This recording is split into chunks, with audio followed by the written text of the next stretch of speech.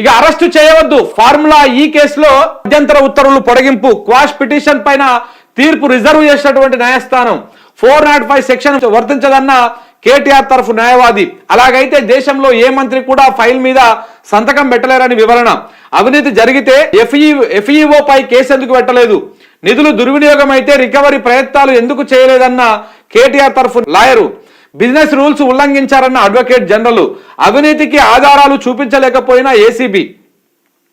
అరవింద్ కుమార్ బిఎల్ఎన్ రెడ్డిని ఎందుకు అరెస్టు చేయలేదన్న న్యాయమూర్తి. నగర అభివృద్ధికి నిధులు వినియోగించే అధికారము హెచ్ఎండిఏకు లేదా అని చెప్పేసి జడ్జి ప్రశ్నించారు. ఒకసారి ఈ వార్త చూస్తే ఫార్ములా ఈ కార్ కేసులో హైకోర్టులో బీఆర్ఎస్ వర్కింగ్ ప్రెసిడెంట్ కేటీఆర్ కు భారీ ఊరట లభించింది. తుది తీర్పు వచ్చే వరకు అరెస్టు చేయవద్దని కోర్టు ఆదేశించింది.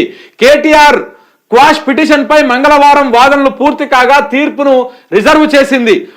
డబ్బులు చేరిన సంస్థను ఎందుకు నిందితుల జాబితాలో చేర్చలేదని, ఎఫ్ఈఓ వివరాలను ఎందుకు ఇవ్వలేదని ఉన్నత న్యాయస్థానం ప్రశ్నించగా ప్రభుత్వం తెల్లమొహం వేయాల్సిన పరిస్థితి వచ్చింది. ఈ కేసులో తమ వాదనను సమర్థించుకోవడానికి సర్కారు నానా తిప్పలు పడింది.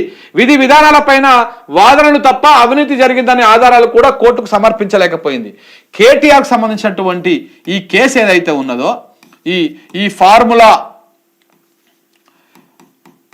ఈ రేస్ కేసు ఏదైతే ఉన్నదో, దీంట్లో హైకోర్టు నిన్న చాలా ప్రశ్నలు అడిగింది. హైకోర్టు చాలా ప్రశ్నలు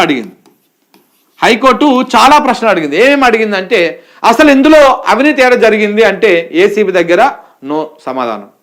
ఇందులో మరి మీరు చెప్తున్నట్టుగా ఇందులో అవకతవకలు జరిగినాయి అన్నప్పుడు, అవినీతి జరిగింది అని అన్నప్పుడు ఎక్కడికైతే డబ్బులు ట్రాన్స్ఫర్ అయినాయో, ఏ సంస్థకైతే డబ్బులు ట్రాన్స్ఫర్ అయినాయో ఆ సంస్థని నిందితుల జాబితాలో ఎందుకు చేర్చలేదు? Point number 1. సో దీనికి ఏసీబీ దగ్గర సమాధానం లేదు. ఏసీబీ తరఫున వాదిస్తున్నటువంటి అడ్వకేట్ జనరల్ దగ్గర సమాధానం లేదు.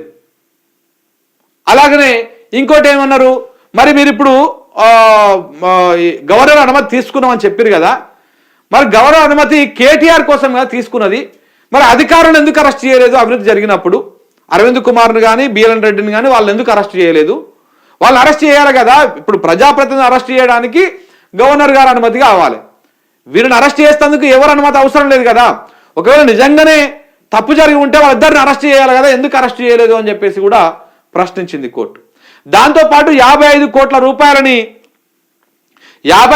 రూపాయలని ఏది ఫార్ములా ఈ రేస్ సంస్థకి ట్రాన్స్ఫర్ చేశారు కదా, మరి అది నగర అభివృద్ధేనా లేకపోతే నగర అభివృద్ధి కోసం చేసేటువంటి అధికారం హెచ్ఎండిఏకి ఉంటుందా ఉండదా అన్నప్పుడు దానికి కూడా సమాధానం లేదు. ఇప్పుడు ఇదే నగర అభివృద్ధి కోసము, నగర అభివృద్ధి పేరు మీద హెచ్ఎండిఏ గతంలో ఉప్పల్ బగాయతలో కానీ లేకపోతే రకరకాల ప్రాంతాల్లో కానీ ప్లాట్లను అమ్మకాలకు పెట్టింది కదా, కొన్ని వేల కోట్ల రూపాయల డబ్బులు వచ్చినాయి కదా. అది అయినప్పుడు మరి దీంట్లో తప్పే ఏముంది అని చెప్పేసి కూడా న్యాయవాదిగా ప్రశ్నించారు.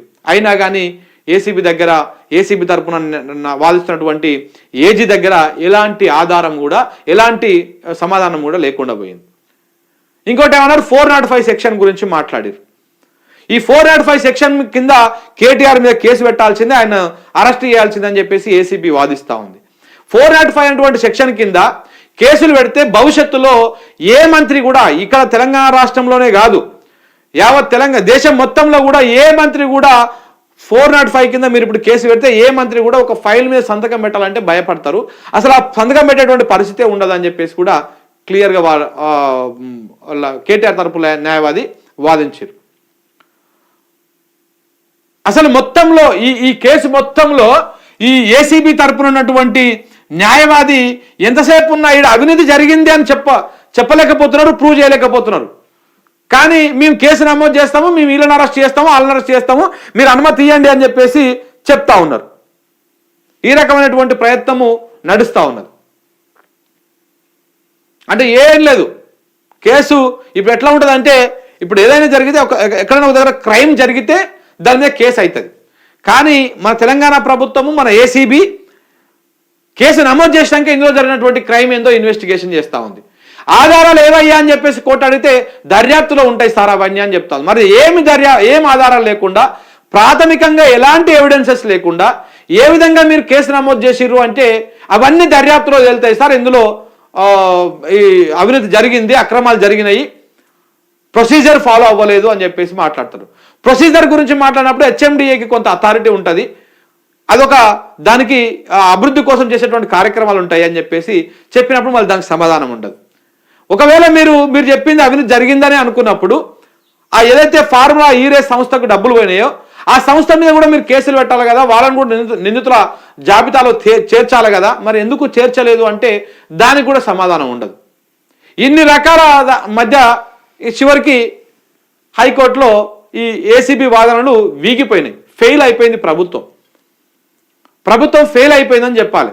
రేవంత్ రెడ్డి గారిది కేవలం కక్షపూరిత రాజకీయం మాత్రమే. కేటీఆర్ని ఎట్మాట చేసి అరెస్ట్ చేసి లోపలేయడమే ఆయన ఉద్దేశం తప్ప ఇంకొకటి కాదు అని చెప్పడానికి నిన్నటి హైకోర్టులో వాదనలు కానీ, మొన్న 20 తారీఖు నాడు జరిగినటువంటి వాదనలు కానీ, 27 తారీఖు నాడు జరిగినటువంటి వాదనలు కానీ, ఇవాళ నిన్న 31 తారీఖు నాడు జరిగినటువంటి వాదనలు కానీ బట్టి చూస్తే అర్థమైపోతా ఉంది. ఇది క్లియర్గా తెలుస్తున్నటువంటి అంశం, ఇది క్లియర్గా అర్థమైపోతా ఉన్నది. సో కాబట్టి ఇది కేవలం కక్షపూరిత రాజకీయం, కక్షపూరిత కేసు.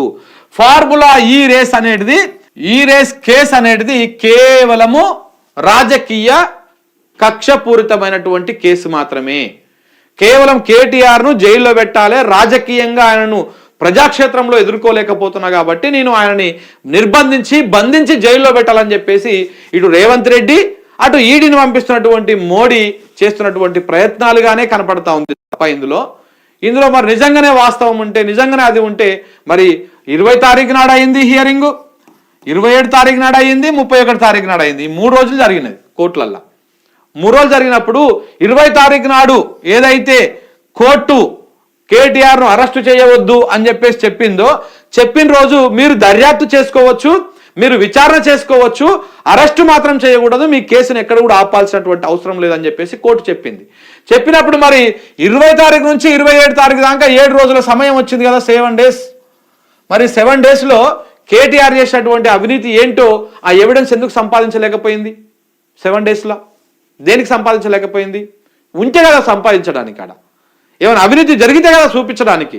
వీళ్ళేమైనా ఫ్యాబ్రికేట్ చేద్దాము, ఏదైనా మ్యానిపులేషన్ చేద్దాము అంటే అదేం ఒక పెద్ద ఇంటర్నేషనల్ సంస్థ అయిపోయాయి. ఒకవేళ ఏమైనా ఏ కథలు పడ్డా కానీ అంతర్జాతీయ స్థాయిలో మన జతి పోతుంది. రేపన్నాడు పుసుకుని అది ఉల్టా పల్టా అయితే ఇవన్నీ నడుస్తూ ఉన్నది. పోనీ 7 తారీఖు దాకా 7 రోజులు సరిపోలేదు, 7 తర్వాత మళ్ళా 27 నుంచి 31 దాకా మళ్ళీ ఒక 4 రోజులు ఉంది కదా, మొత్తం 11 రోజుల సమయం దొరికింది కదా మీకు. ఎందుకు 11 రోజుల సమయంలో కూడా ఎలాంటి ఎవిడెన్సెస్ కూడా దొరికించుకోలేకపోయారు? కేవలము ఇది ప్రొసీజర్ ఫాలో అవ్వలేదు, ఇందులో అవినీతి జరిగింది, అవకతవకలు జరిగిందని చెప్పేసి ఓవరాల్గా ఒక లూప్లో చెప్తా ఉన్నారే తప్ప ఎక్కడ కూడా ఎవిడెన్సెస్ ఎందుకు చూపించలేకపోతా ఉన్నారు? ఇది కేవలం రాజకీయ కక్షపూరితమైనటువంటి కేసు కాబట్టి అంతే కదా. ఇందులో ఇంకా ఏముంది చెప్పండి? అటెన్షన్ గ్రాప్ చేయాలి. ఈ కేటీఆర్ మీద కేసు పెట్టడం వల్ల 6 గ్యారెంటీల గురించి మాట్లాడతాడు ఆయన. ఎక్కడ ప్రజల సమస్యల గురించి మాట్లాడకుండా కట్టడి చేసిన నేను. ఎందుకంటే ఆయన కేసు గురించి ఫోకస్ పెట్టుకోవాల్సి వస్తుంది కాబట్టి ఆయన మెంటల్గా డిస్టర్బ్ చేయాలి. ఈ విధంగా ఆ ప్రభుత్వాన్ని, ఆ పార్టీని, బీఆర్ఎస్ పార్టీని కావచ్చు, లేకపోతే మిగతా వాళ్ళని కావచ్చు, మొత్తం ఒకవైపు టర్న్ చేయాలంటే ఇట్లాంటి ఫాల్త్ కేసు ఒకటి పెట్టాలి, దీని మీద చర్చ పెట్టాలి.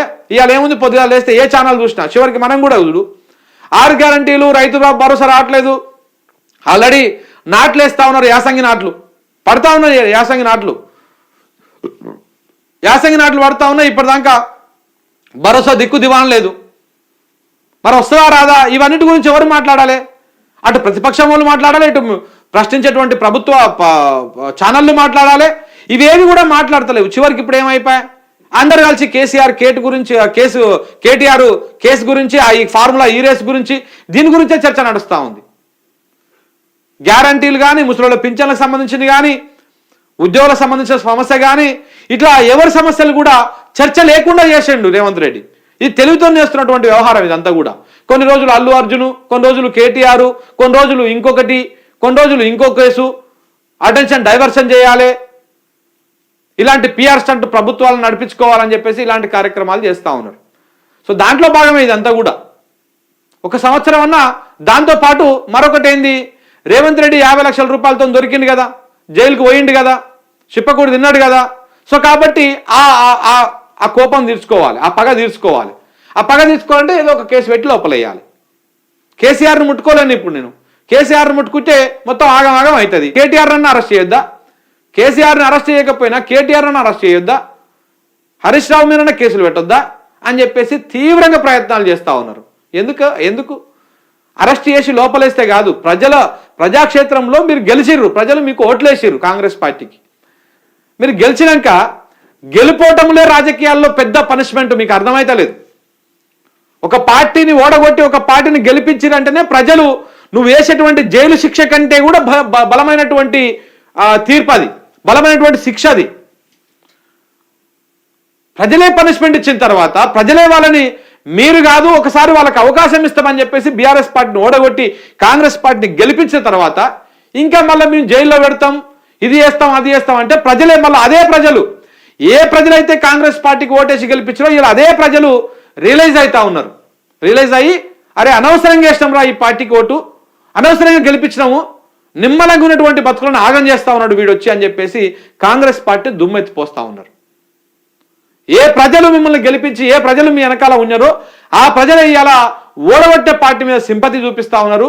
ఓడగొట్టే పార్టీ ఏలినటువంటి 10 ఏళ్ల పాలనను గుర్తు చేసుకుంటా ఉన్నారు, ఆ నాయకుడిని గుర్తు చేసుకుంటా ఉన్నారు. అంటే అది మీ ఫెయిల్యూర్ కదా, 100% మీ ఫెయిల్యూర్. ఇట్లాంటి కేసులు తీసుకొచ్చి అదేదో కొన్ని రోజులు విద్యుత్ కొనుగోళ్ల మీద కొన్ని రోజులు దుకాణం, ఇంకోటి ఆ కాళేశ్వరం మీద కొన్ని రోజులు దుకాణం, మిషను భగీరథ మీద కొన్ని రోజులు దుకాణం, ఇప్పుడు ఇంకేదో కొత్తగా ఇంకోటి పట్టుకున్నాడు ఏంది ఔటర్ రింగ్ రోడ్ అంట, ఔటర్ రింగ్ రోడ్ అవి ఇవి అని చెప్పేసి ఇవి బంద్ పెట్టండి.